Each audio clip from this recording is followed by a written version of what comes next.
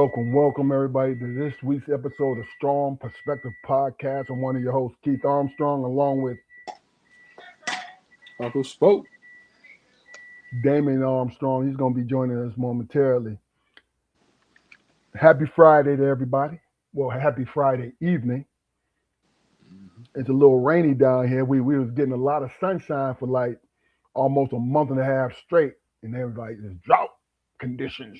Yo, do not turn on your faucet unless you drinking something." You know what I mean? It's on that type of tip, right? But then in the last week and a half, we've been getting them thunder booming spoke. I'm talking about drenching stuff. So I can't complain. Now I can turn on my sink and drink some water. Last week, man, we started getting that smoke and that haze down from Canada here. Oh, for real? Okay. Yeah, man, it was bad. I've never seen nothing like that, man. I'm like, how do people in California survive in wildfires, man? Because I mean, we was just getting like the residuals. Yeah. So I could imagine how it was at doggone ground zero. So it's closer to New York. New York, I would just strolling through social media and landing on a New York station. They giving instructions like, yo, you cannot be outside. I'm talking about the city. You cannot be outside for too long unless you're going somewhere. Wear a mask. You say you cannot be outside because I guess it's really hazy there. They said the same thing about us. It's the same thing to us, man. My job or whatever. The facility I was working at. We had an option of taking the kids outside. No, this is a red alert day. And then just imagine what they're going through in Canada, though, bro. That's what I'm saying. I mean, like in California, in California, where it happens annually. Yeah. Come on, man, that's crazy. Yeah. But the one thing, you know what? I don't know how true it is, but I mean, once like a forest is burned through like that, something about the well, I don't know if that's true. Like the ground is fertilized, it's fertilized, and that's what they say. Yeah, it's easier to grow stuff there, and but especially other trees. Yeah, it does that. But the thing about it, why it's an issue, is because, especially in California, in different places, folks are living amongst those things. You know what I'm saying? And I'm like, man. And as a kid, I always wondered, like, why do people? Because remember in LA how bad the smog was because they was in a valley. And LA used to be really bad. So I'm trying to figure out how they cleared that out. They new emissions. What did they do? Right, yeah, emissions or whatever. Because with what they call them, California emissions. Yeah. With catalytic converters and such and all that. They had to filter that shit out over years. Yeah. Because I remember especially on Good Morning America, they always talked about LA. And they would like give warning, like low hanging smog and all this. Introduce yourself, Damon, and welcome. What's up, man? It's your boy Damon. Fluke Dog, aka Heater. Heater. All that hip shit. Jaquari, I went when Damon was still in school. He had when I was a senior, he had 2 years left. So I went up there in the summer, late spring, summertime. And I wasn't done yet at Pitt. So I get up there, him and his wife, Benita, were the king and the queen, and they held court. Stop it, right? Man. So stop it, man. So they came and scooped me. Damon came and scooped me from the crib, and I came up there. So we driving. I know the story you finna tell too. They had a, because they only had a small percentage of black folks, but they all was tight knit, right? And they had a party out in they had a cookout out in the little park, right? And we walking out, me, him, and Benita. Next thing you know, couple of girls. Heater, heater, heater, heater, heater, heater, heater, heater, heater, heater. So I'm thinking to myself, knowing our sister-in-law, I'm like, well, he's gonna let this ride. You know, then come to There find out, you go.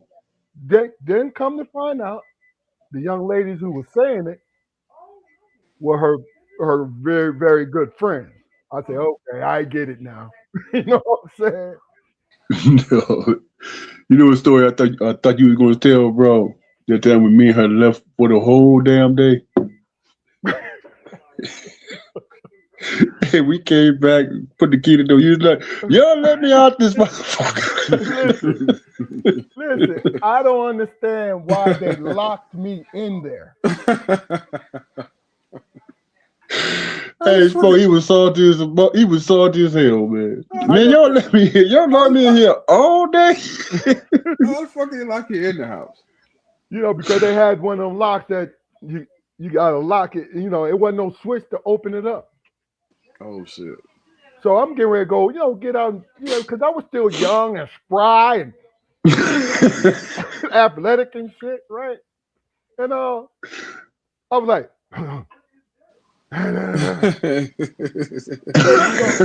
look, back in the day, you be like, what the fuck?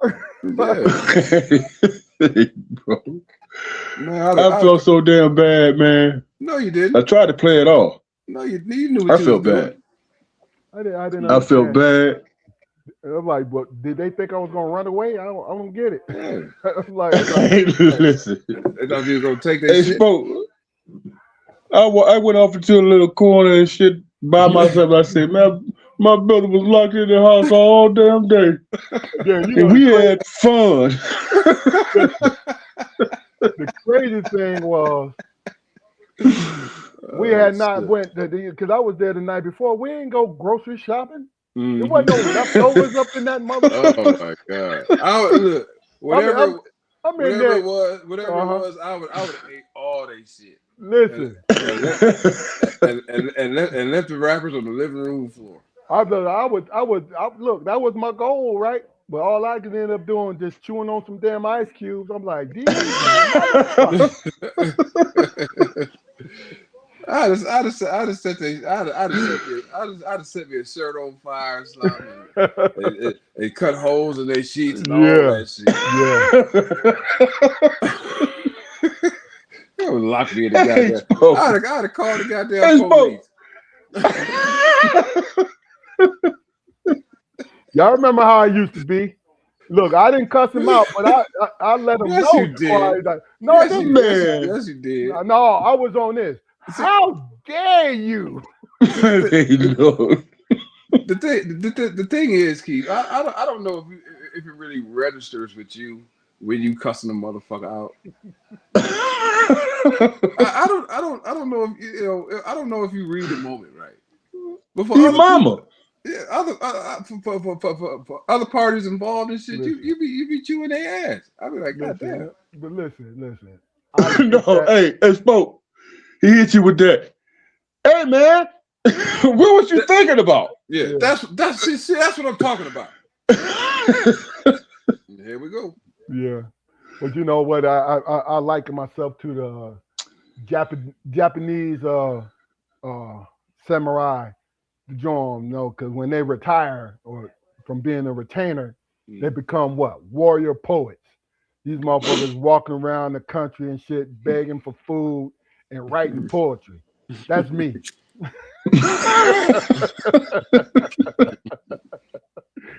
You know, there was a time. You know what I'm saying? And you know I'm not lying. What do they call them poems? Them one-word poems? Haiku. I'm haikuing my ass all over the place. Hey, you also stoic as hell too, boy. But you know, man, I think we've had some of the weirdest shit happen to us, man. You got locked in the house. Fluky, you got your goddamn hands smashed by thousands of goddamn pounds. I know. and I broke my motherfucking tailbone. I ain't never met nobody, I ain't never met nobody else who broke their ass bone before. Hey, listen, when you told me that shit, I was like, "Well, how'd it happen, man?" We was playing. I can't say the name. I can't say the name of the game. I can't say the name of the game because it's politically incorrect now. But when you throw a football up in the air and somebody catch it and they just run touchdowns to somebody. All American smear. There you go. Yeah. Well, we was outside of Huron Braves. That's Pop Warner. Huron Braves football game, right? And I finally caught the ball. I ain't caught the ball all day, running back and forth. Couldn't nobody tackle me. I was just laughing and laughing and laughing. And the only white dude on the goddamn field had a helmet on, and speared me in the ass with his helmet, and snapped my motherfucking tailbone. That's crazy, man. Look, man, that was my first bout with pain, man. That shit hurt so bad. It was beautiful. You said it was beautiful. It was wow. It was perfect. That pain was perfect. I've never felt anything like that since in my life. What you say, Smoke? How the hell you wind up fucking me up like this? A big old stumbling, slow ass motherfucker. Tripping over his feet and screaming in the ass. And then, I was like in the sixth grade, right? So they couldn't put a cast on that shit. So I had to take an inflatable donut to school. The donuts and shit, right? Yeah. For 6 weeks. I remember that. For 6 weeks. And I had to explain that shit every fucking day, man. That bill carried me bad like a motherfucker. Hey, motherfucker, you my kryptonite? Yeah. Listen. The only white dude on the field, you my kryptonite, motherfucker. Look, and you had to attack me from the back. When Jaquari first moved down here, right? Working in Sam's, he put in work, man. Working in Sam's. One day it was the hottest summer of the year, right? Second summer he was down here, hottest summer of the year, right? And Jaquari had a bad habit of wearing long sleeves, which is smart because I found out later you're supposed to wear long sleeves in hot weather, right? So, he out there, he got in the car. I said, hey, man, what the hell they had you doing? He drenched, right? So we were I'm sitting there waiting on him. And then this young lady came out and spoke to him. Right? Said, well, you have a good night, Jaquari, and had this smirk on her face. She had this smirk on her face.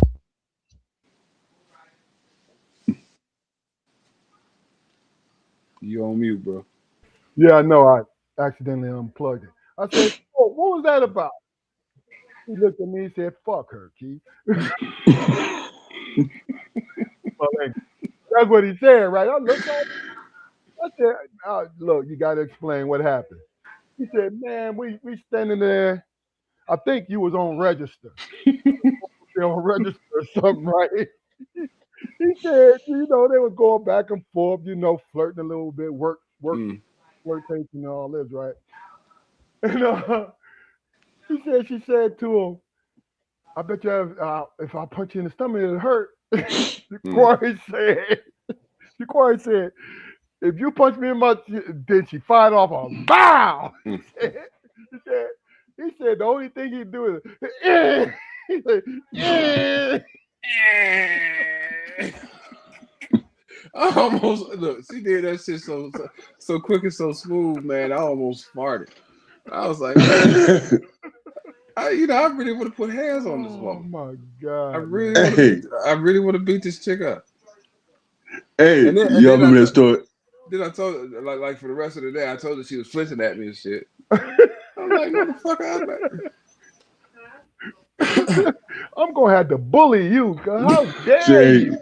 Hey, if you keep it up, you're gonna get socked out. You better stop. Yeah, Like I said, if I had some girls, hey, that was reminiscent of that story Pop told us about the sensei and that female. She said, "John, I bet you I can hurt you." When she kicking him in his privates and shit. Yeah. And he said, since they told him, "Not John, that's a woman." Not John. No. Oh man, but man, Spo always been that guy though, man. You know he done meddled out a lot. Man. But that dude, man, he stood his ground on everything. Look, it was times, man. My friends would tell me I was overreacting, man. But I'm like, man, look, some of the shit that's happened to me, man. Yeah. Right. You can't write this shit. Yeah. You can't write it. Look here. I was a lead person in the family with broken bones. I mean, hell, I think Spoden surpassed me and shit. Yeah. But hey, Keith, one time I came down to check him out in Ipsy, and me and him, we was blasted, drinking all day. My cat was pilled, so I had to focus and shit, right? And he was talking, so I was reading his lips, right, listening to him. And he was talking, then all of a sudden I read his lips saying, "Hey man, why the fuck is you looking in my mouth like that?" That's when I fucked up. hey, Keith, he was looking like this. You got me drunk, man. That's why I'm looking at you like that. I thought to myself, oh shit, this motherfucker done went crazy. Hey, when he said it, first thing came, I said, "Hey man, I don't mean no harm, man, but my cap kind of peeled right now, bro. I got to focus." But yeah, he was no nonsense, man. Man, you know, days like that, days we used to strain together, man, on a whim. Them drunk days, I can't do that shit no more, man. No, I can't. Oh hell no. I can't do it. I don't even listen. I don't even attempt it, bro. I don't attempt it. You know what I'm saying? Well, I ain't got to that stage yet. Yeah. Shit. You know what? Well, hey, when you get like that, you know what saved me? Honestly, I'm a social drinker. I don't like drinking alone. I mean, I detest drinking alone. So that kind of had me, okay, if I don't have an occasion or something like that, I have enough discipline not to do, you know what I'm saying? That's just me. Well, they say, man, when you get like that, like taking 1 or 2 drinks to get plastered like that, you on the loop. You know what I'm saying? That's when you decide, okay, now it's time to quit. You know what I'm saying? Yeah. It's time to quit. Yeah. Well, let me do this first, man. This is a Strong Perspective podcast. Do us a favor, go to our YouTube channel, like, share, and subscribe. Build our numbers up.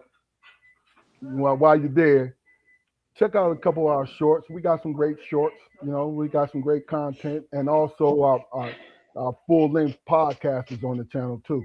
You know what I mean? Once you go in and you like it, leave a comment, but also spread the word. It is what it is. Give us 30 seconds of spreading the word. You know, let's push this grassroots situation. You know what I mean? Because we're 5 years going 5 years going on strong, and just enjoying it. It flew by. You know what I'm saying? It flew by. 5 years to make you vested in any company. Yeah. So I got a question. Well, you know what? It's easy for us though.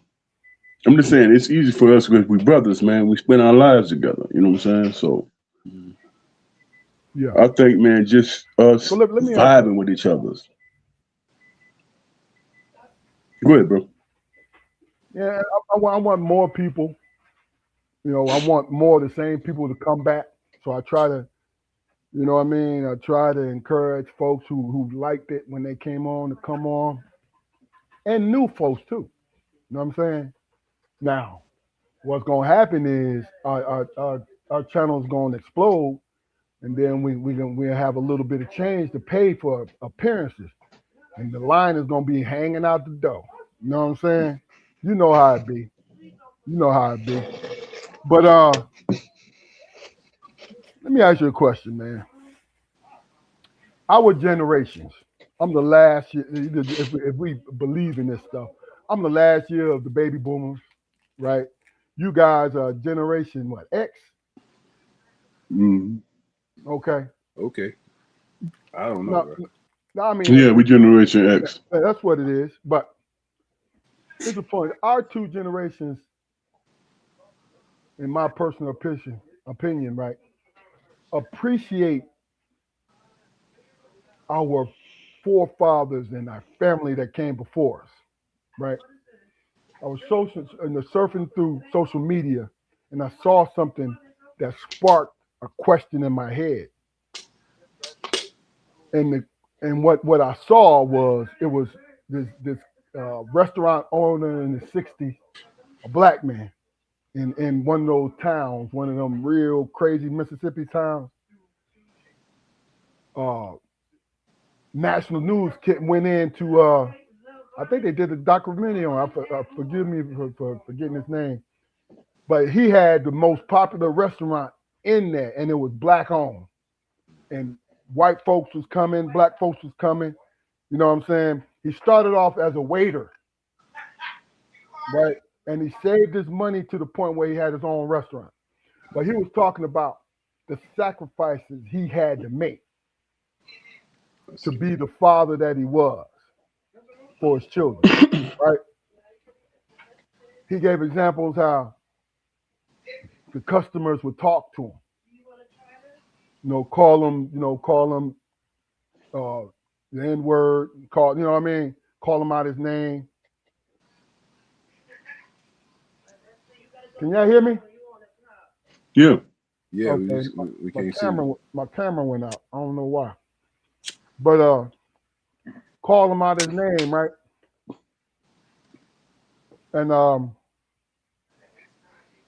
he was explaining why he took it because this is like '69. This is when the freedom rides and all these different things was going on. And he said his explanation, and this is leading up to my question. His explanation to that was, I took this so my children can have that. He wanted a better life for his children. So he went in there, and this is before he bought his restaurant. He went in there and took the yes or no, sir, smiling, even though he was insulted, that type of thing. So my question is, and this is what I think, our generations appreciated the sacrifice that our forefathers made so we could live, so we could have opportunities, so we could, do the things that we accomplished. You know what I'm saying? Right. Here's the question. Do you think the younger generations understand, number one, and number two, appreciate it? So I'm going to let you guys think about it, and I'm gonna go in and out, and I'll be right back.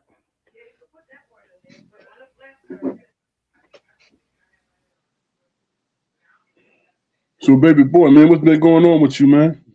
Nothing, man. Just working and trying to Yeah. working and trying to beat the heat. What's the weather like? Nah, man, that shit. Last couple of weeks, it's just been dumb outside, man. Like just unreasonably hot and just stupid. Like, what is this? What is this for? That's So that Mason Dixon line, man. You won't. so what we'll start with you, Jaquari. What do you think about that question? The appreciation, understanding what was sacrificed from us, and do you think they appreciate it? I think they understand it, but as far as appreciation, man, I really really question it because uh, when you were framing the question, I automatically started thinking about Mr. Tendernism Okay. and how at the peak of that situation there were corners of the black internet, male, black male internet, who was talking about how basically saying that he was an Uncle Tom, how he was just going along to get along, just to be able to occupy that space, Okay. Right. and a couple of them framed it, in a very very negative light, but in my older age, man, and my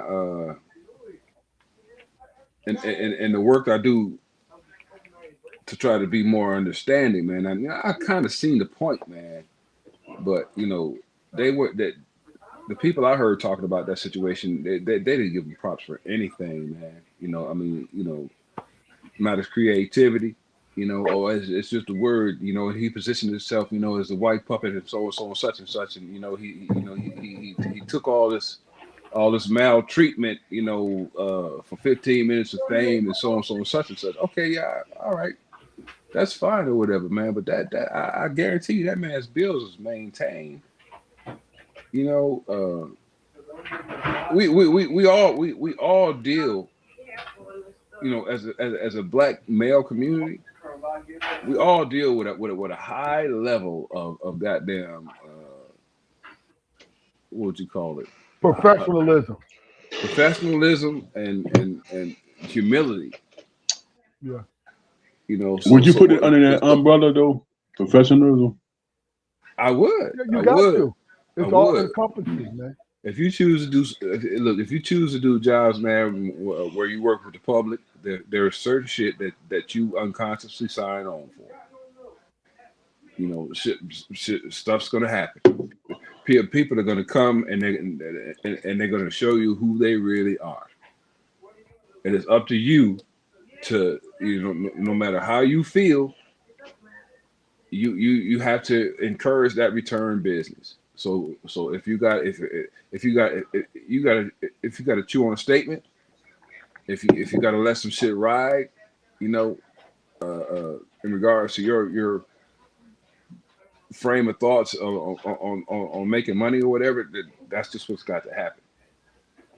But I do see both sides. Right. I mean, because it's a generational change. Because the way we feel about black liberation, I don't know that our parents had similar feelings. No, I think we were closer to realizing it than not realizing it because Because they were in the position of creating the movement, but we hold the position of maintaining it. It's two different states. Yeah. Right, but it's all under the auspice of running a business, right, and keeping clientele, right. I mean, what's more important? Your pride. So you have to, your pride as a man, or somebody's bolstering somebody's business, who really don't give a fuck about you. Well, he said the man that was his own personal business, so he didn't want to lose business and stay the course, even though it affected him as a man, right? Yeah, but it, he also said it didn't start out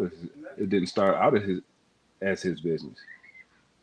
But you also have to appreciate the times too.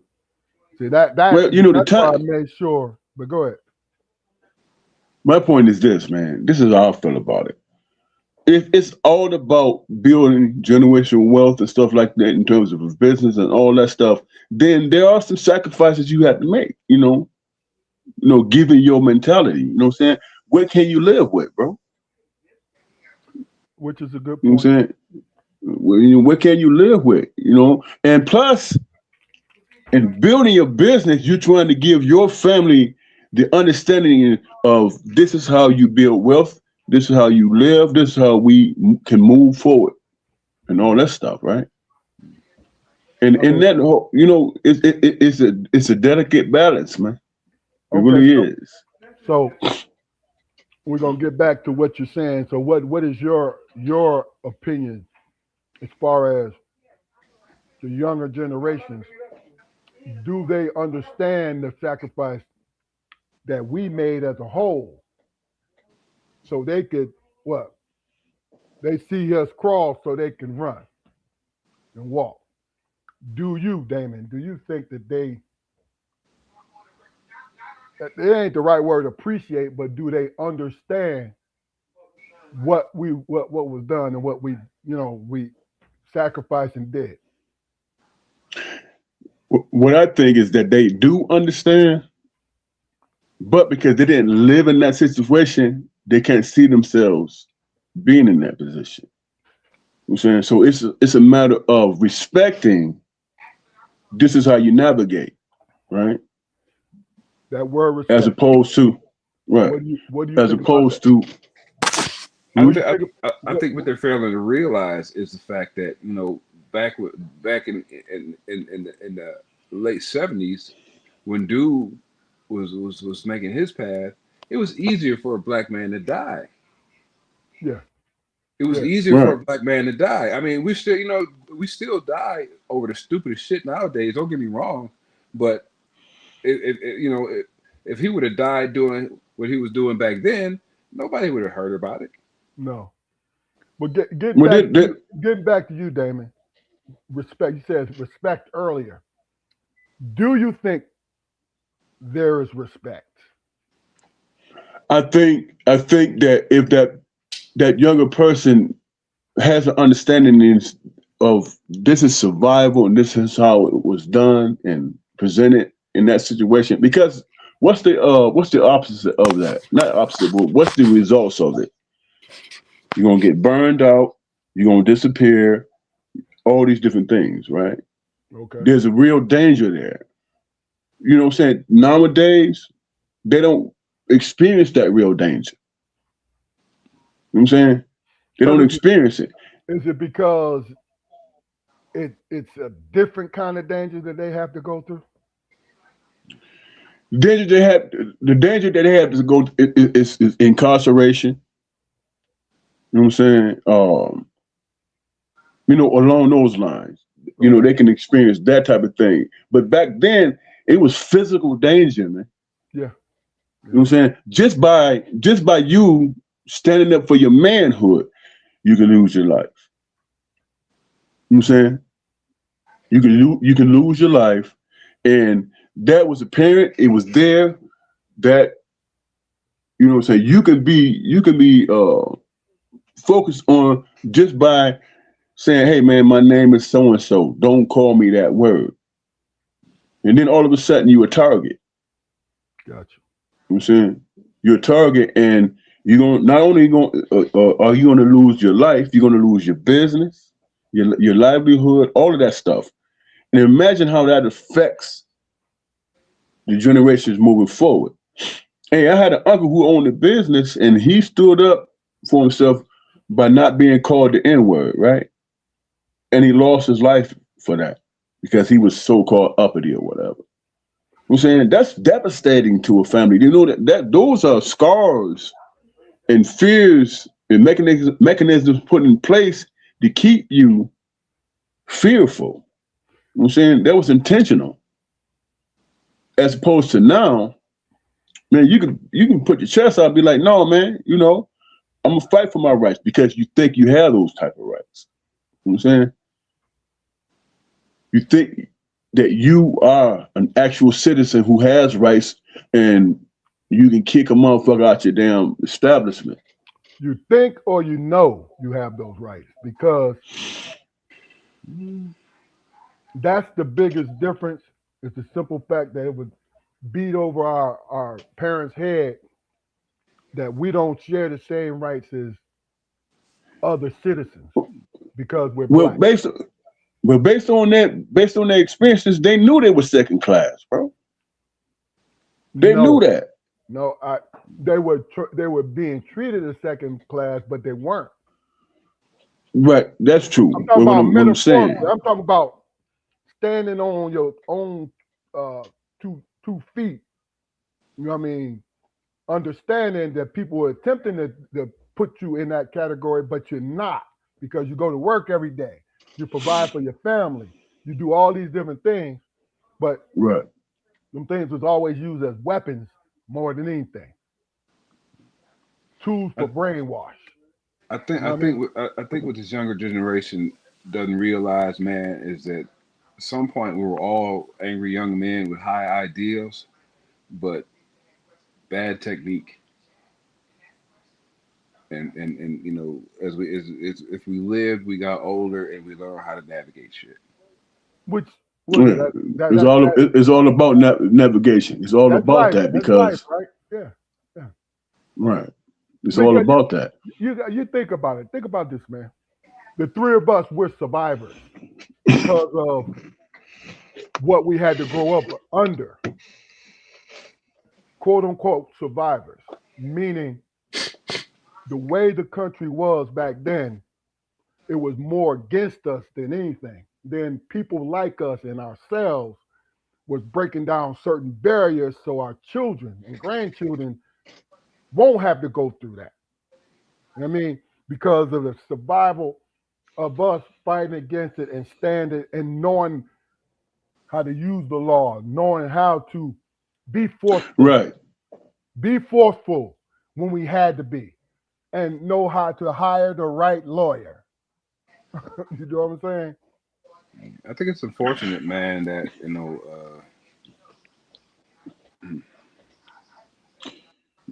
that's I don't want to say that. That's pessimistic. Never mind. I mean, you have to understand, man, it's exaggerated. The generational, in my opinion, the generational gap is exaggerated.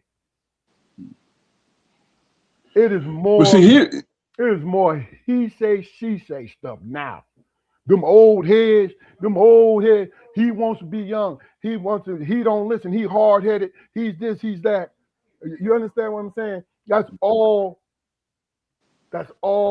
rumors and conjecture more than if you paid attention and you were receptive, you see we talking about the same thing.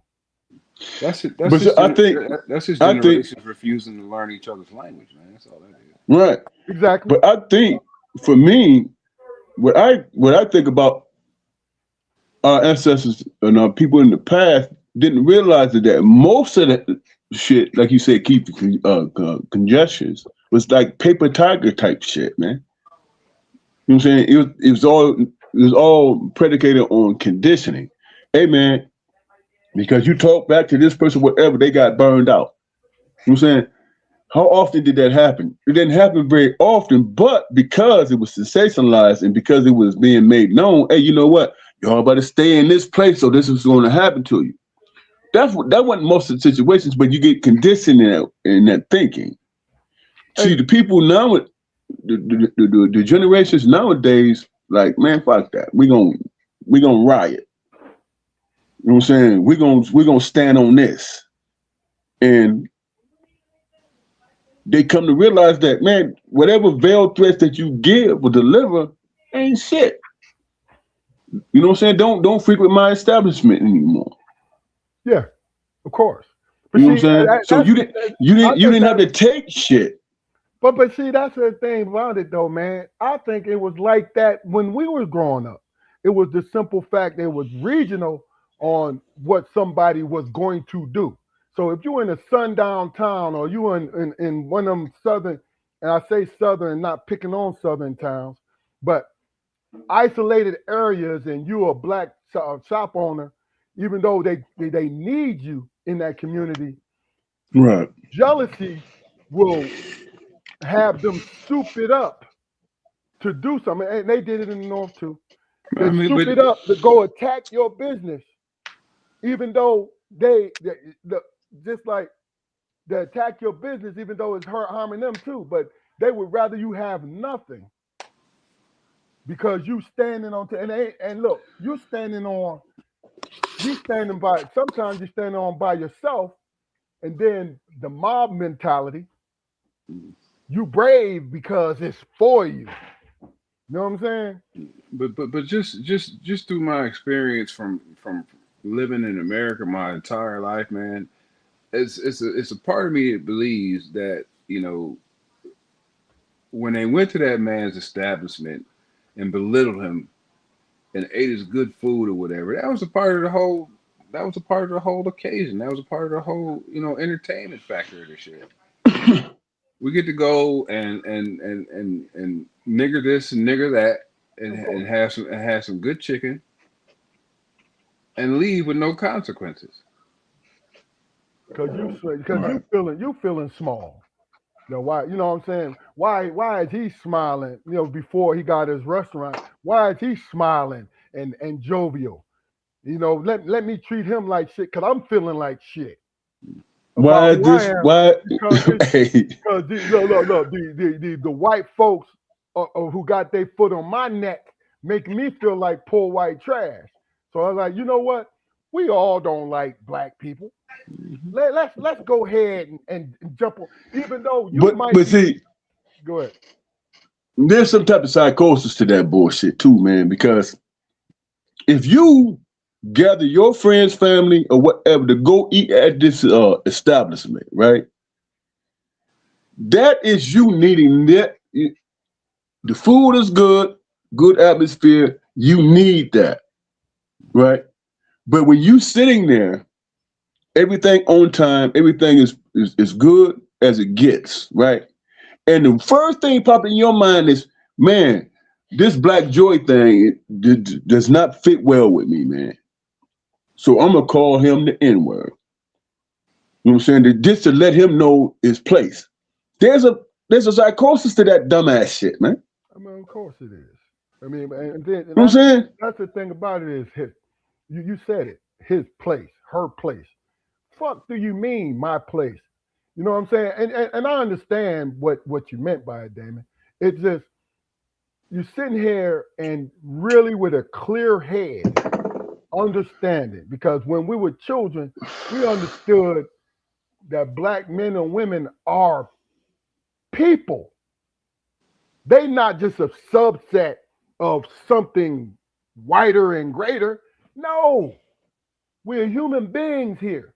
Even though you got people who don't want to believe you are because of either they were taught that and it was easy to be dickheads because of it, right? But in reality, what it is we all are the same when it comes down to heart, lungs, whatever.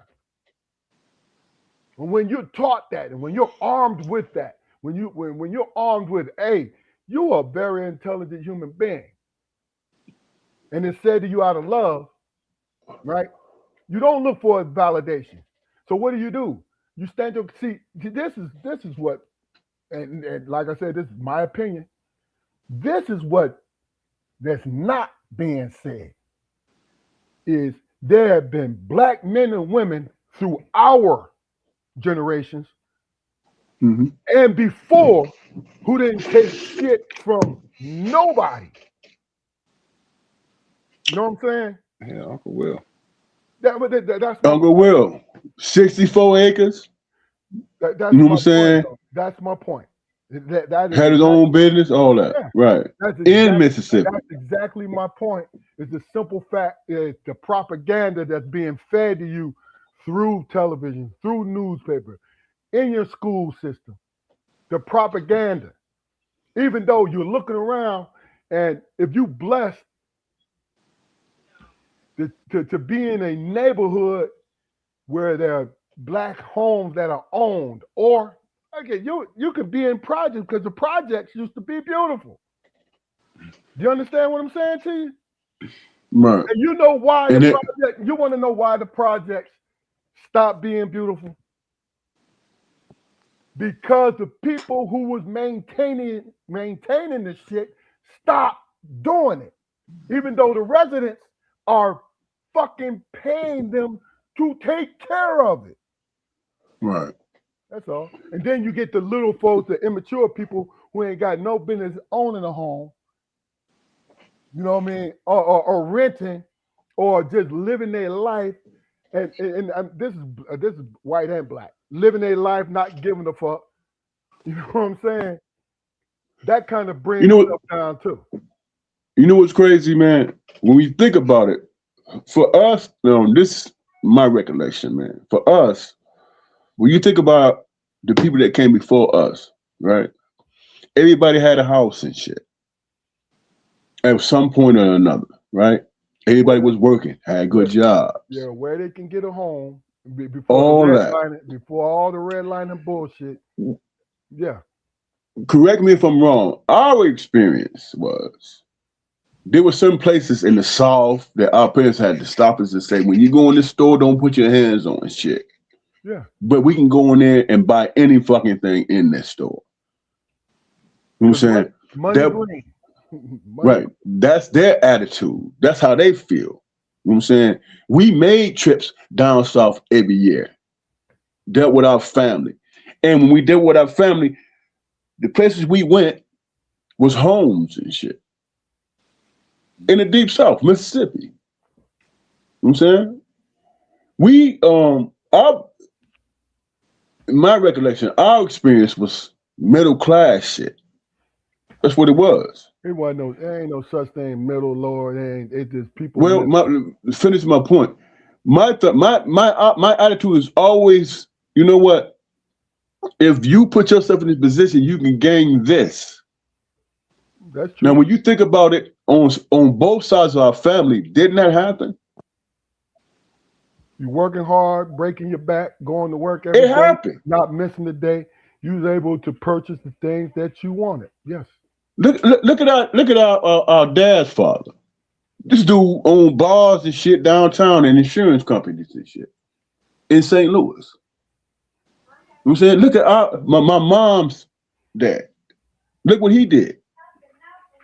You know what I'm saying? It was always, you know what I'm saying, if you are given the opportunity, you're gonna persevere.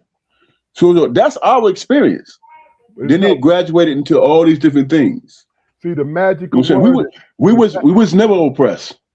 Listen, the magic word is experience. Now, being told and being taught that, you're getting taught the minority of what's going on. You're being shown the minority and say, hey, this is all of y'all. You know what I'm saying? But then your kids is coming over to my house eating dinner.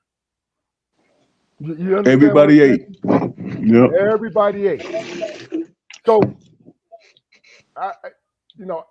not to belabor what we're talking about. It's just, I was just curious about what y'all thought about the younger, because, we talked about this the week before last, Corey. Or was it last week, Damon? I'm not sure, but what you're being shown on platforms like ours, the small minority of platforms, is opinionated platforms, white and black. Right. Only the view. But then what people make the mistake is they think it's the whole that's thinking like this. And really, but that's it. Really and truly, it's those folks. It's those folks who's saying it. And the crazy part about that, bro, that's a misnomer, because that degradation and that hard life and that oppression on both sides of our family, we didn't experience that shit, bro. It wasn't like that. People persevered, man. I mean, it's always a struggle, bro. See, that's the thing. They did persevere. I'm not dismissing the struggle. I'm just saying in its totality, at the end of things, people persevere, man. And that's the thing about it is, so I don't want to minimize somebody else's, especially in our family. I don't want to minimize what they went through. You know what I'm saying? Because you could be going through stuff and nobody knows. And everyday life. Listen, I personally understand that. know what I'm saying? I'm not disagreeing with you, Right. but I'm just adding on to what you just said. Okay. Everyday life is everyday life. You know what I'm saying? Go ahead, Spoke. I don't mean to cut you off. No, I think the younger generation they don't understand it, man, because we did the best we could as parents, man, to insulate us from that shit. Yeah, This shit was rough. yeah, That Right. the isolation of discrimination, man, the fucking embarrassment of it. yeah, Right. Knowing that you are just as capable as everybody else in this classroom, yeah. but every time it's your turn to show improve or whatever. Uh, they need to treat you delicately because what the fuck ever. I'll run circles around these fuckers. Yeah. I'll run Mm-hmm. circles around these And fuckers, then man. that's Just get out of my way. Right. look, you teach your children, don't you allow nobody to talk to you any kind of way. And if they don't If they understand do, if they don't understand you saying that shit, let me know. right. But Exactly. But what I would do is what I if they would tell go ahead, Jacor. what if they're telling the truth? In terms of what? In terms of whatever the scenario is. I mean, just because they But might be, if they're yelling, if they're calling, this child a dumb, a dumb son of a bitch, Right. if they're telling the truth.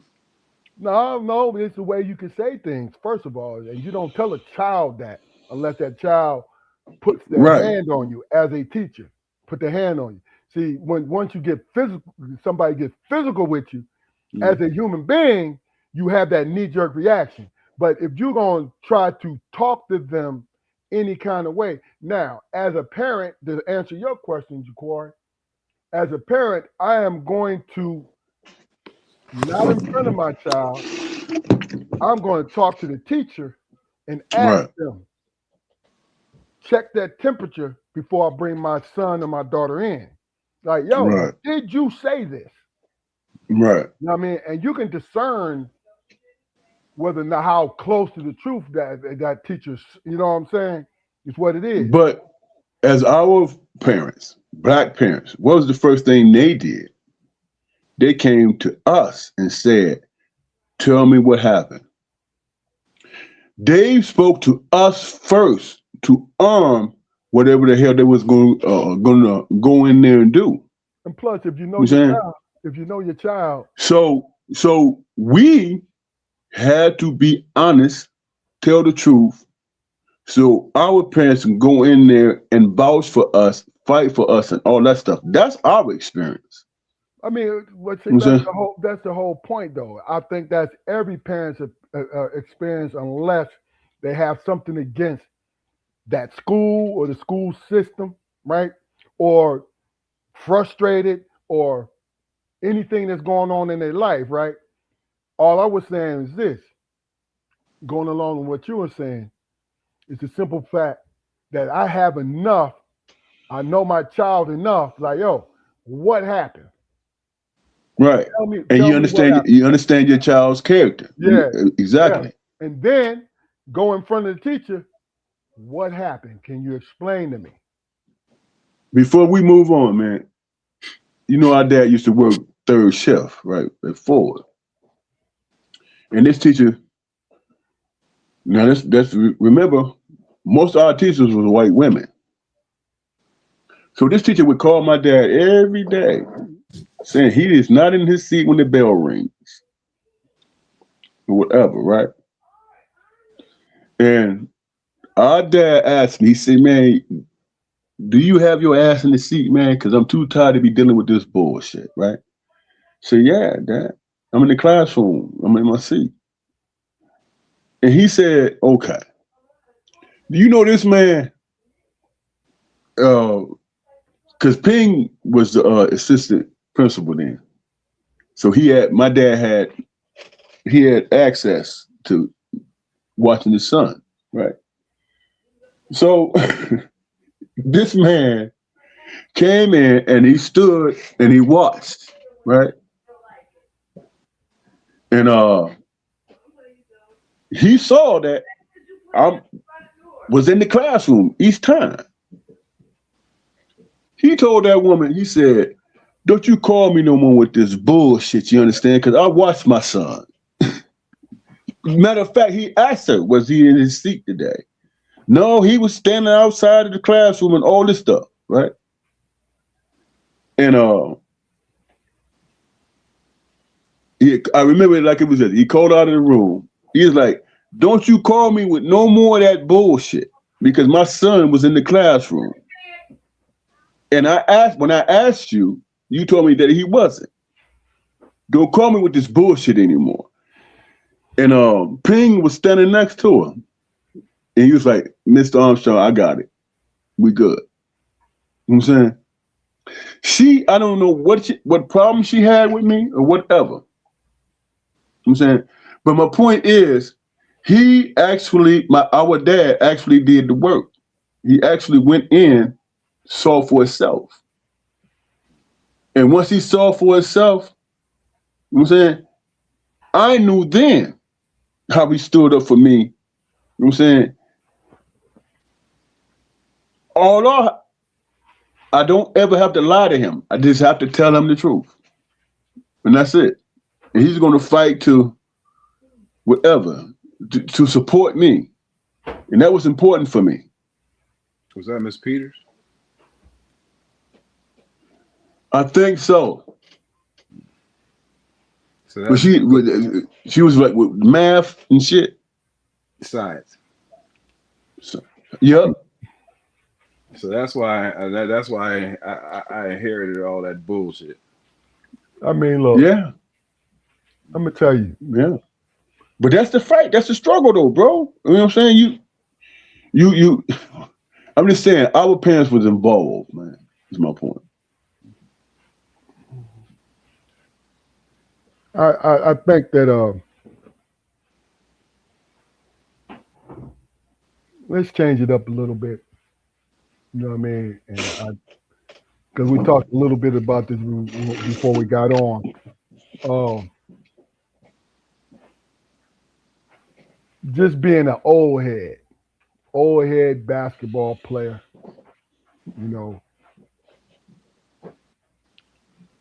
I have always been, even though I'm a Detroit sports fan, Pistons, when they had Dave Bing, ML Carr, you know what I'm saying, Bob Lemire, those guys, I've been that fan.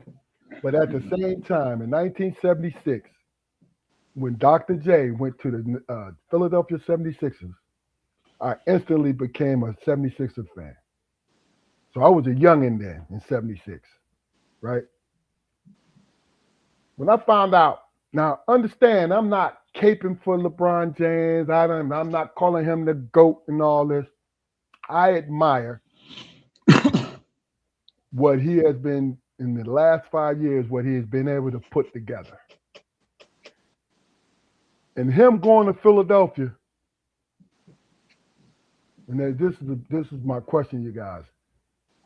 What impact do you think he'll have with the 76ers? Now, we don't have to get into too much of the sport, the actual sporting aspect, but him going to the Philadelphia 76ers, what do you think culturally kind of impact he has on NBA basketball? Well, I mean, the 76ers is one of those perennial teams, man. You know, like when I think about back when Converse put out, well,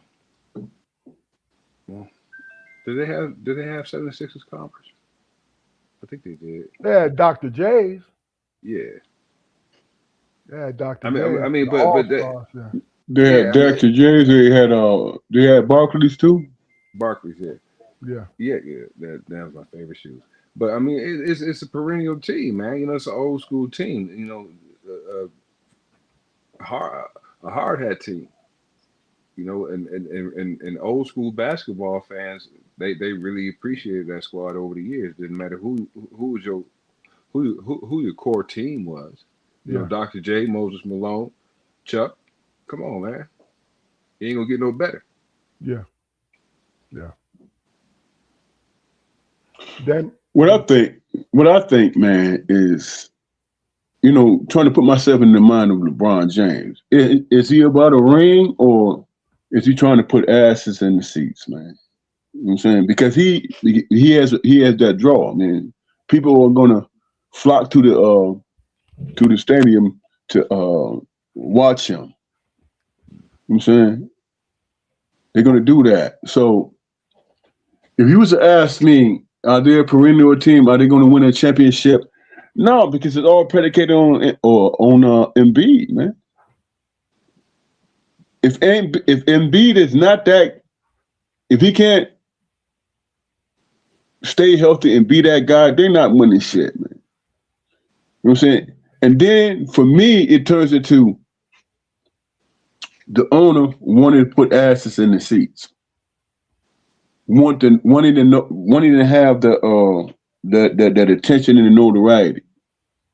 You know what I'm saying? But as far as a championship now, so they got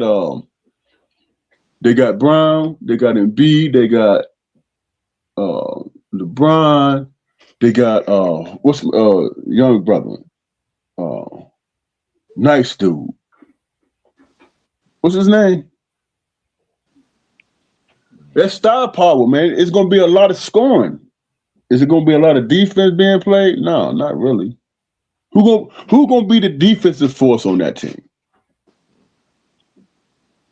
The owners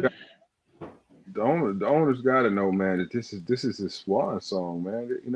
How many more years, could he have it? Well, that's how he got played, though, bro. Because he should have stayed in LA and done the swan song and did his what they call it when your last year and everybody loves you in whatever stadium you're in. You know what I'm saying? That should have been in LA or Cleveland. So when you think about it, is he chasing the championship?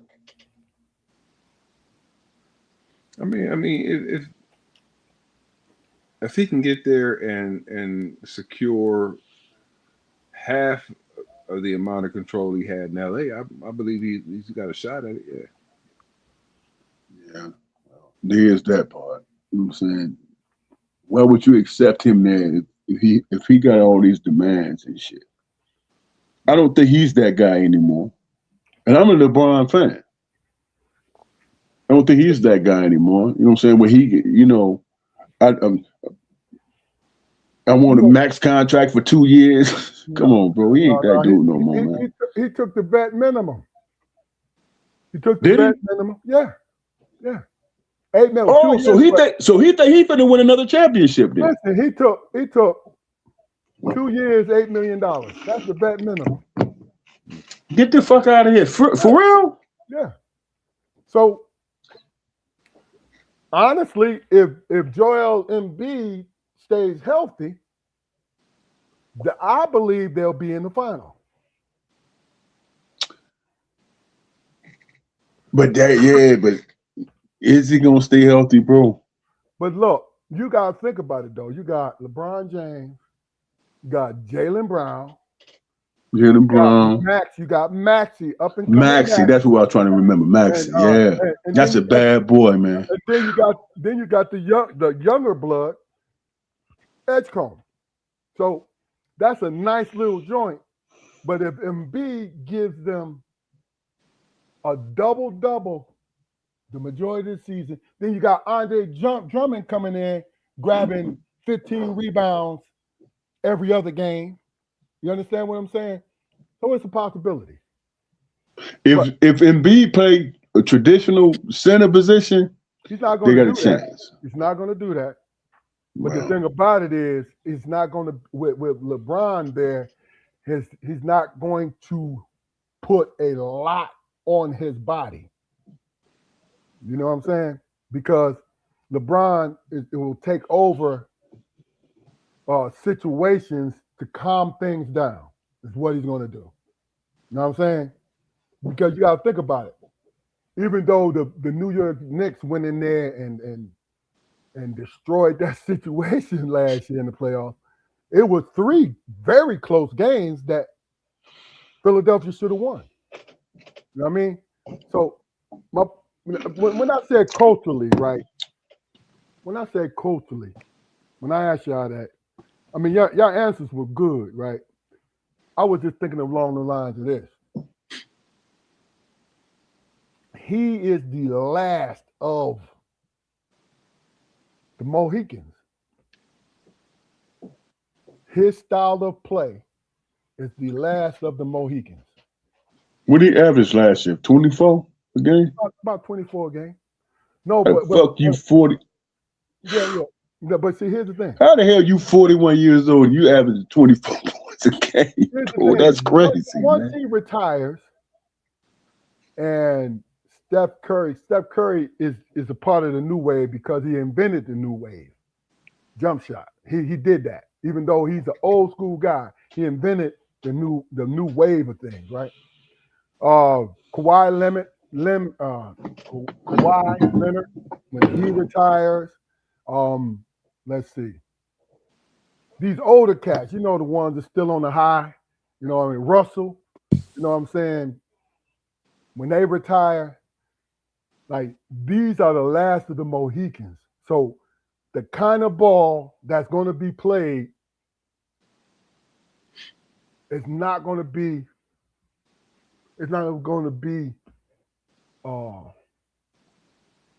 quote unquote old school basketball, which is good. It's fine because the game has to evolve. So it is what it is. I don't get caught up on that. You know what I mean? But the thing about it is him doing it, his personality, like Carmelo Anthony, his personality, Dwayne Wade, they were characters. You know what I'm saying? People knew them. And you know, they're around, you know, they were the last. These guys are that last of that. Where say SGA, right? SGA has a personality, but he's still aloof and mysterious. You feel what I'm saying? Giannis is a hardcore guy. You know, he's intense, right? So he's so intense that you can't really market him, even though he's been top 5, because people can't deal with that intensity, in my opinion. You know what I'm saying? People can't deal with that intensity, you know. But that's what I mean, speaking from culturally, because it's a shame. It's a shame because it's a shame that we get older. You feel what I'm saying? It's a shame that we get older and things change. You know? So, Jaquari, how do you want people to see you? In what sense? I'm gonna give you in the sense. And Damon, I'm glad you're back. But how do you, when it comes to the overall description of yourself, and I'm not talking about just people looking at your strengths or just looking at your flaws. How do you want people to see you? I don't think I can answer that question, man, because I've never really been big on winning people over. Okay. You know, I really do feel like you need to take me, you know, how I am, and if you don't fuck with me, that's good for me. Okay. It'd be even better if you told me. Okay. So, in your opinion, what made you aware that might be the case, or was it just you? This is how you grew and how you started thinking about things. I became aware of it, man, probably in my early 30s, where Okay. you know I would be, you know, working a place for a while or being around people for a while or whatever, and I would get to know individuals very, very well, but those individuals would, be at an event somewhere, and I would never get invited to those events or whatever. Okay. And I used to feel some kind of way about it, but if there's a group of people and I'm associated with those people, then I know those people singularly. Good point. I get it. So you take it a person by person basis, basically. Yeah. Right. And that's how they take me, because I still don't get invited places. But I'm not a pariah. I'm right along with you. You know what I do? I create places to go, and I send out my own invitation. You know what I'm saying? I understand that. You know what I mean? Because when I was younger, I was intense.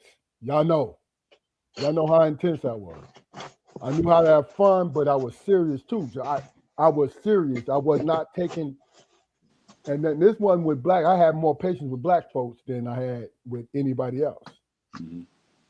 But I always thought, and I softened over the years, but I always thought,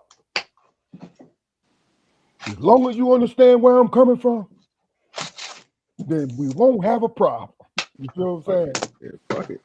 But then I started to feel like I was burning a lot of extra energy that I didn't want to burn.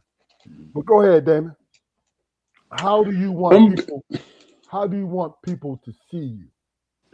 How I want people to see me, man, is fair, honest, and somebody that with my main experiences that gave me joy is. Okay. I'm saying I can be somebody who's just cool with everybody, but everybody has an opinion about me, and I ain't did shit. How do you reconcile that? You know what I'm saying? The worst thing I can do is adjust to their thinking of me, and ultimately losing my damn self. Yeah. You know what I'm saying? So for me, it was like, you know what? I'm going to do what I do, and it's going to turn out how the hell it turns out. You're either going to like me, love me, or fucking detest me.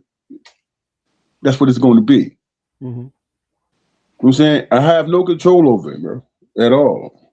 You know what I'm saying? I've been in situations, man, where cats come up to me. I didn't had no interactions with or whatever. And they say, man, you know what, man? Because of their association with somebody that I am cool with, man, turns out, man, you a cool dude, bro. I'm like, all right, man, I appreciate that shit, but damn, dude, we ain't never had an interaction with each other. What do people expect you to say when they tell you that, though? Like, you know what I'm saying? Like, we never had an interaction, no arguments, no friend, nothing. But just on first sight, you decided you wanted to feel that way about me. You know what I'm saying? I'm associated with a lot of damn people. You know what I'm saying? Oh, how the hell I'm supposed to answer you? I didn't approach you with the bullshit. You approached me with it. So all of a sudden, I'm supposed to say, well, hey, man, I'm glad you came to the conclusion that I'm a good dude and you like me.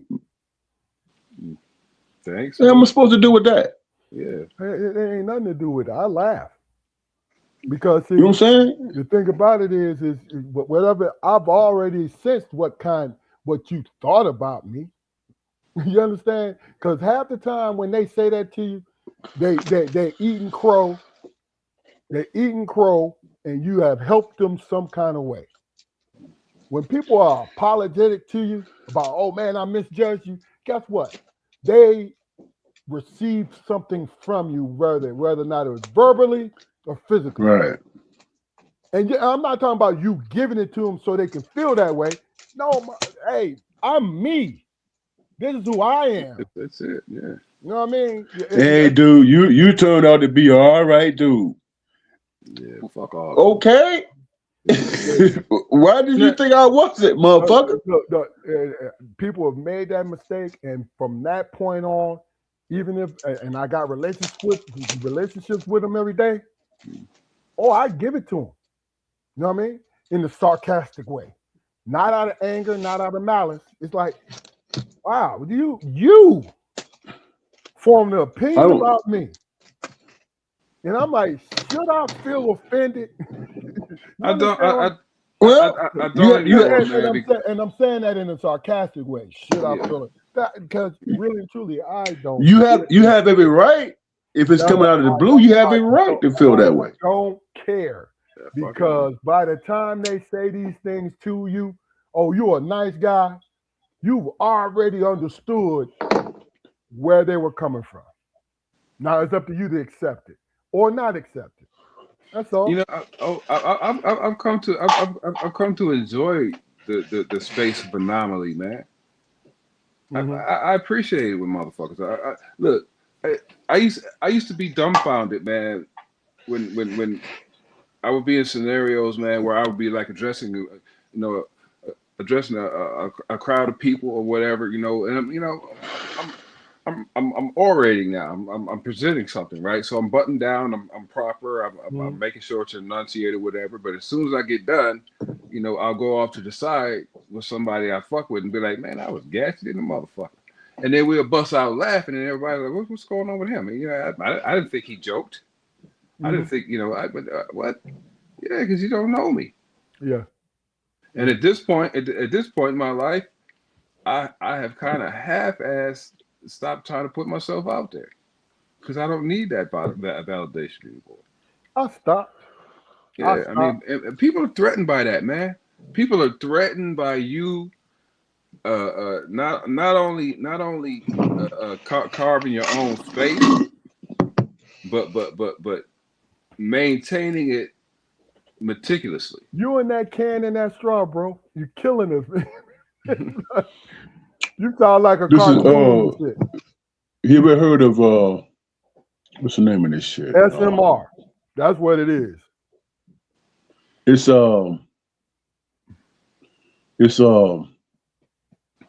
IV shit from Sam's. No. Okay, I was joking. I said SMR. You know what that is, right? When they be on there whispering or they chewing food, smacking real loud and shit. I'm dehydrated. I cannot understand that to save my life. I cannot stand that. Man, that must be a family thing because my kid be like, I be riding the car eating and shit. My son driving, he my chauffeur and shit.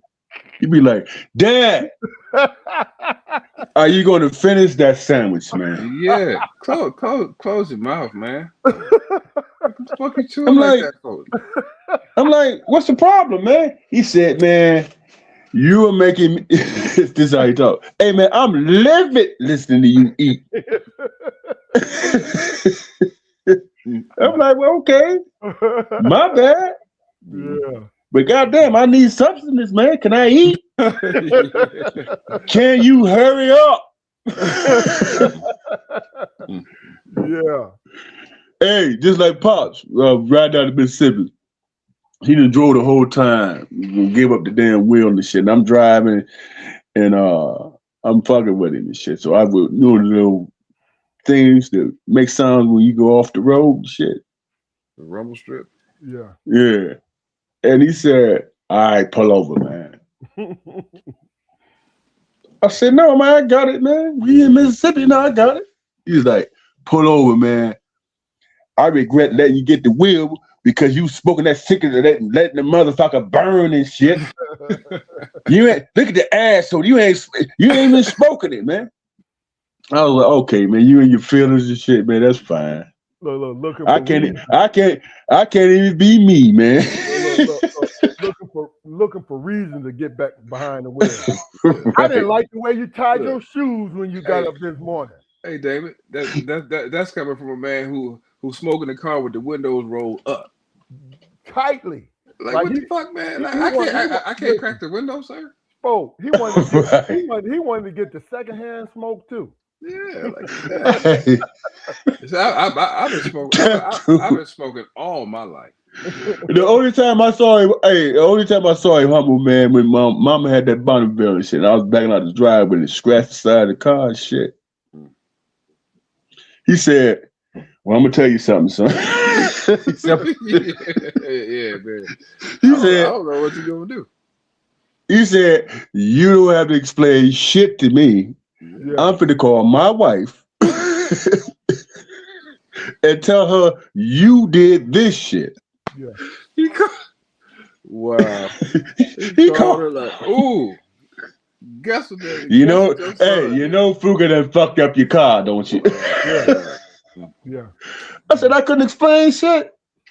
No, fuck that. No. He said, "Wait, why do you think I brought you down here?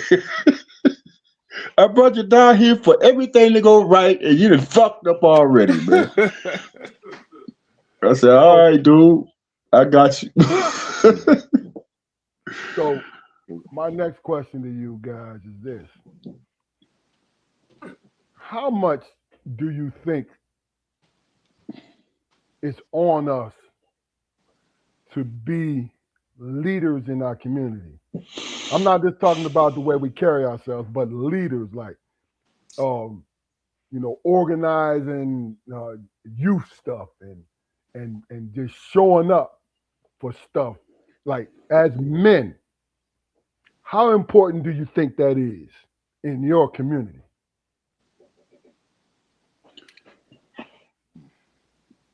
I think it's very. I mean, it has importance to a degree, but personally, man, and this is in all honesty, man. When I tried to be a part of something like that, or just tried to be in the movement, yeah, man, I always fucked it up. I always put my foot in my mouth or something like that, But when I let those kind of things come to me naturally, you know, and organically, it just always worked out better for me. I don't think I had a correct personality to.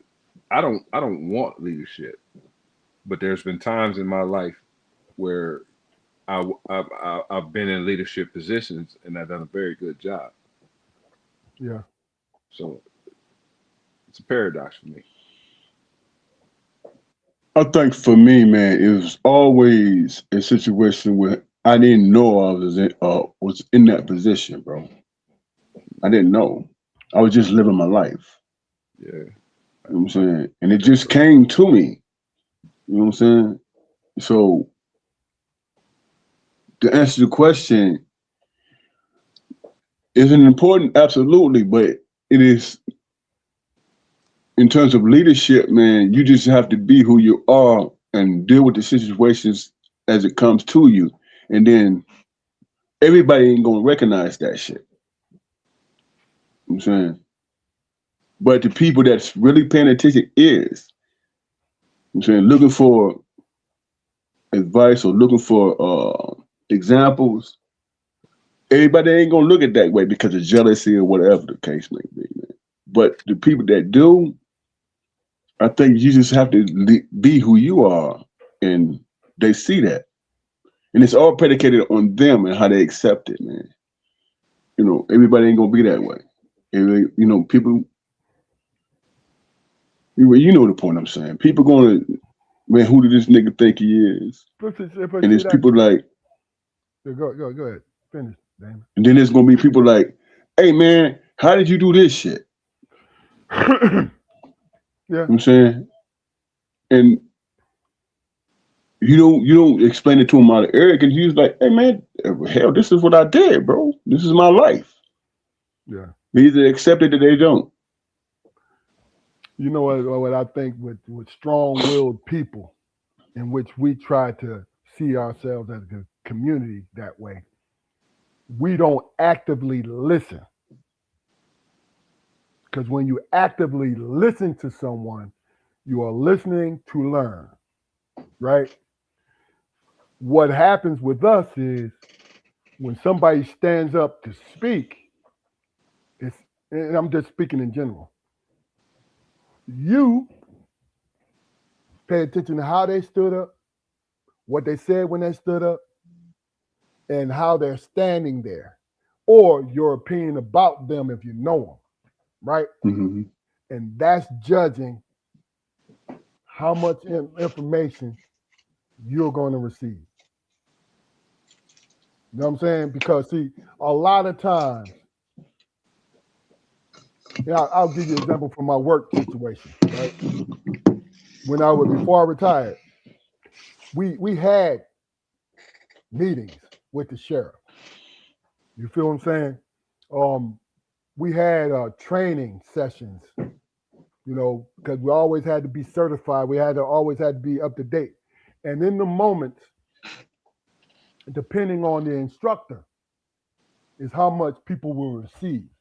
So if you're familiar with your instructor, and you don't have a lot of respect for them, right? You're not even, they can be telling you the truth. This is why I'm using the work thing as an example. But it happens in our community, not a lot, but enough where it interferes with the overall opinion of us, right? That, how is he telling me how to load my rifle, even though he's certified? You only listen to half of what he's saying because, or he or she saying because you have formed an opinion about them. You have not actively understood that they're telling you something that you need to carry for the sake of the rest of your life. You know what I'm saying? That's what I mean by actively listening to people. It's all subjective, though, bro. But you're saying I don't really think it is, man, because it kind of alludes to my point earlier when we were talking about how people would talk nasty to your kids or whatever. Mm-hmm. I think the black community, we as the black community, man, we need to learn how to disseminate information. Right. Said it 1,000 times, man. Sometimes you got to learn from people who hate you. But is it disseminate or receive? What's the difference? Right, exactly. Exactly. Receiving information is what you just said. You got to learn from somebody that you don't like, right? That's receiving the information. But you said disseminate. Disseminate is like, I got to learn how. Now, you might have a different meaning to what I'm getting ready to say. I have to learn how to give you the information so you are willing to receive it. That's why I asked you, to you, is it a difference between receiving the information or disseminating, or do you blend the both? You got to take yourself from the. You got to divorce yourself from the situation. Period, man, and give your feelings. Right. Give your feelings anesthetic, man. Especially if it's information that's going to save your life. Yeah. But as it pertains to just any type of conversation, so what is somebody coming to you and ask you, man, how your kids doing? You know what I'm saying? And name each kid. Put you in that situation where you have to have an answer for it. In some ways, you can be proud of it. Looking to speak on it, right? And you go through the motions of saying, oh, well, you asked about this person, this is how they doing. You asked about that person, that's how they doing. So on and so forth, right? And then at the end of the damn conversation, this person is like, who the fuck this nigga think he is? You know what I'm saying? He think he the only one that so and so and so forth. You asked me. That's how they that's how they was feeling before they even asked you. That was saying. I agree with you, Corey. That has nothing to do with what you were attempting to do. Well, I'm gonna be honest in it. If you ask me, I'm gonna tell you. Yeah, of course. You know what I'm saying? I'm gonna tell you. Now, do that make me? That's why I said it's subjective, man, because everybody got their agendas and shit. Of course. No, You know what I'm saying? But is it predicated on you to not answer in an honest way? it depends on how you feel about the person. I think whether But or if not the you're going to question is answer. asked, am Why I going would? to be honest or? But that's my point though. Why would that even be an issue on whether or not you're going to answer it honestly? Well, I You know had what to I'm learn saying? that the hard way. You know, and that's the thing. Sometimes, yeah. Look, And then you wind up asking yourself, "Damn, I thought we was cool. Where the fuck that shit come from?" we were joking. We were joking earlier. You guys said my bluntness, right? Not understanding my tone and what I say, right? You kind of calculated with that shit though. You smooth as hell with it too. I got to But give you credit. but see, that's my point though. It's the simple fact that I understand that I do not. I'm talking about any conversation unless you put me in that realm. You have to put me there. I do not enter into a conversation to offend. Yeah, but your comebacks is I mean, there. You go. no, look, listen. That's when I was younger, man, and really, and There you asshole. go. And look, and trying to prove that I can be a big asshole. I mean, that's what it is. I didn't say that. Those your No, words. I didn't say that. no, exactly. Sometimes it's appropriate. You know, but Sometimes it's appropriate. so I'm gonna give you something. Actively listening, and then we can move on if you guys don't have anything else. Actively listening. So I've gotten back into walking again, 3 miles, 2 or 3 days a week, right? It's been hot, but I've been doing it, right? So as I was walking through the neighborhood, I have a neighbor. It's probably about 4 houses down on my side. Older gentleman. He and I retired around the same time. I think he retired a year or two, and he has this little toy dog. Man, I think this toy dog is just as old as him. He carries the dog more than letting the dog walk. You feel me? And I was walking back the other day, and he saw me, and I stopped. Now it was hot. Is the reason why I stopped, because it was like I made a mistake. It was like 90 degrees. So I grabbed onto the pole, just to get my equilibrium right. And I was probably about maybe a half a block from the house. He saw me, and he stopped, and we started chopping it up. And a lot of it was miscellaneous stuff that we see each other is what we talk about. Then he said, I got my doctor's appointment in a day or so. You know what I mean? And we chopped it up some more and we left. So yesterday, I was coming out of my house and I saw him walking. And I rolled down the window. You know how you roll down the window and you chop it up with somebody, right? And he comes to the car. Usually it's just what's up, man? You good? We chop it up. He came to the car. He was talking to me. He's like, yo, he asked me how my wife kid was doing. We talked about her mom. We talked about this is in the past.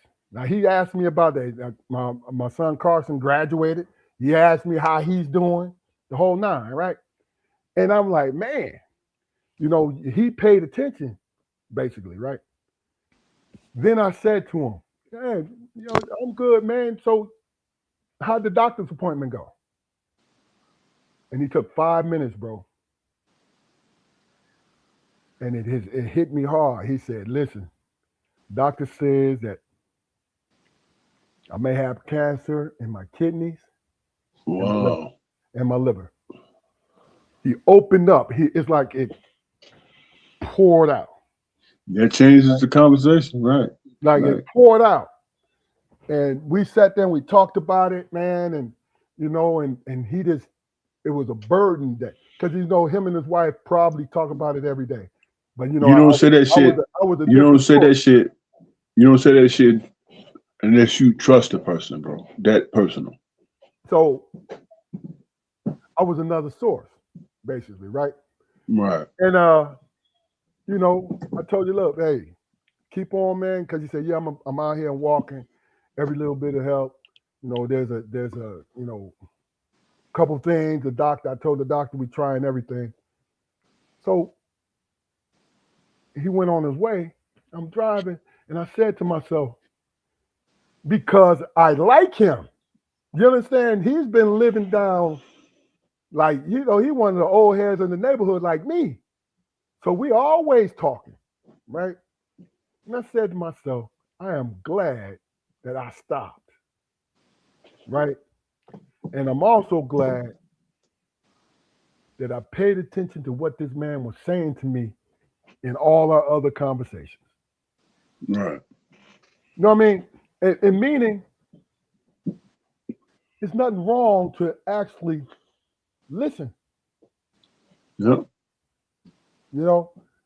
I just wanted to share that. It wasn't nothing spectacular about it. It was just understanding, like, oh man, being an old head doesn't mean you stop learning. It doesn't mean that you know it. You know what I mean? You know how many conversations I got into, man, with cats, man, where I would just hit them out the blue and shit. Hey man, I ain't heard from you in a while, man. What's going on? Hey man, I just called to hear your voice, bro. And then it turns into what you just described. You know what I'm saying? And I listen, I'm like, hey man, if you need anything, I'm here. And that's all it really takes, bro. You don't actually expect anything, but just somebody listening. Yeah. And understanding that, you know what, we all go through our trials and tribulations, man, and our struggles. We all do. There's not a person walking this earth, man, that don't have problems, bro. Yeah. At all. I'm saying we can't have that amount of humanism in us to take a moment to listen. That's real. You know what I'm saying? That matters and it means a lot. Be it something you're struggling with or something you're proud about, man. Those are basic human experiences, man, that matters to people. Yeah. I pay attention to everybody. I pay attention to everybody, but I definitely pay attention when the younger person, woman or man, take the time to actually have a conversation with me. They want to unburden themselves. I got in a conversation with a brother, man. He and Albany and shit. And he asked me, man, what's my name? Younger generation guy. I told him what his name was. No, I couldn't remember his name on mine. But I told him about his family and what I heard about him. He damn near in tears and shit. And I was like, damn, bro, you all right? He was like, man, as long it's been, man, since somebody recognized my struggle, what I was going through, dapped each other up, and I left, and I got emotional. I was like, damn, man, I'm glad I was in that situation for that brother. You know what I'm saying? Still don't remember his name. But I remember his situation and his family. Yeah. And I was grateful that I knew that much, and it was something that hit me like, man, you know what? You don't know certain things, but if you're paying attention, like you said, Keith, you do know as much as they need. As much as they need. You know what I'm saying? You might be 6 degrees separation. But if you know something and you apathetic, you have some empathy towards it, that might change a person. Yeah. You know what I'm saying? Jaquari, do you have something to add to it? I don't. I want to read what Malika says. Malika Harris says. She said, I think it's true that it's not always what you say, but how you say it. Same for if it's not the message, but the messenger. It's a great point. I wanted to make sure I put that out there. Right. You don't know where what degree you fall into that. Yeah, You don't. that's real. So I want you to humor me on this. I want you to step out of being great men, right? Great married men and fatherhood and all of that. My question, and I'm going to answer the same thing as best I can. I want you to do this as best you can in this question. What period in your life, you as an individual, What? Who? what period, what age in your life, Period. Okay. what age in your life you felt you were your best self? I'm talking about you as an individual, right? You as an individual. We're not taking in, we're not factoring in fatherhood, husband, none of that. You. I want to know about you. What was, in your opinion? Now, if you need time to think about it, then do that. But what was it? Malika, if you want to chime in on this, please do. You know what I'm saying? Anybody else in the comment section who wants to chime in, please chime in. But your best you as an individual, what was what age were you that you felt like you were your best as an individual? I don't know, man. I've had good runs all my life, man. I don't think I've reached my best yet. All right. Okay. You could definitely come to that conclusion. Absolutely. But yeah, but that's why I started off saying humor me, because I want you to be a little more creative as far as, Fuck you know, that. pick. Yeah, I told you I'm not gonna let you escape this. I'm gonna repeat it for Malika, and then I'm gonna give you another chance, Jaquari, because I asked you to humor me. Okay. Malika, what I asked was, barring from being, and I'm gonna individualize to you, barring from being a outstanding employee, mother, daughter, friend, you, when you look at yourself, what is the one? Okay, what period of time you felt like you were living your best self?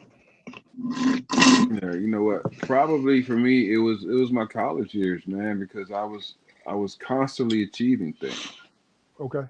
constantly. I mean, it was, that was one of those good runs I was talking about. I mean, and it wasn't that I could do no wrong. Hmm. It was the fact that I had started to apply my work ethic to every aspect of my life at that point, Okay. not just a job. Got you. I got you. Damon, what about I yourself? think I think for me is when I recognize that. I think for me when I recognize, man, that I didn't have to continue to be this angry person who felt alone and outside of themselves. When you talk to people that you had experiences with, and they say to you, "Hey, man, I became different, or I changed my attitude because you said so and so and such and such." You know what I'm saying? And then I came to the realization that, why am I angry? Why do I feel like I'm alone? You know what I'm saying? I never knew. I got a call from a brother who told me how it changed his life. A cat that I went to college with, and I had no idea, bro. He had said a certain situation he had said to me. remember you told me this, and you know the first thing came out of my mouth, man, was I clowning and was I tripping? No, you wasn't. You were serious, and it never even dawned on me.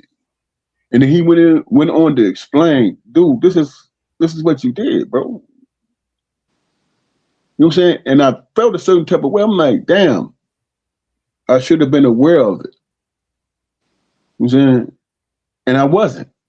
But he called me out the blue and he said it. And I said, damn, you know what? Let me think about all the other situations that I experienced and all these different things when I had the wrong attitude, but was the right person in the right situation. You know what I'm saying? And to me, that's God, man. Yeah, I don't see any harm in you not remembering. Because That's it's natural. That's God, man. Yeah. You know what I'm saying? God put me in the right position at the right time. And I was not aware of it. I think. I mean, I don't know if that answered the question, but as you asked, that's the first thing I was thinking about. It's a difficult question because what it is one of them kind of things where you need examples by what somebody else has said, what somebody else says, and also it is one of them questions you have to put some thought to. So, me, the period of time from 25 to 40, I was my best individual self. The reason why it has nothing to do with my achievements or anything like that. I was able to slowly from 25 up to 40 to process everything that I went through, right? And apply them to my life, apply them to how I lived as a person, how I spoke to people, how I interacted with them, everything. Because each year, and it didn't stop at 40, but what it was is I became self-aware at that time. Was that 15-year?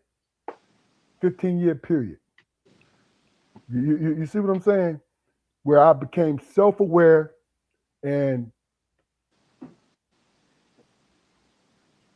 knew why I was driving the car, knew why I was on the road, knew that I was hungry, knew everything that I needed to know, and knew that I still had a lot of learning to do.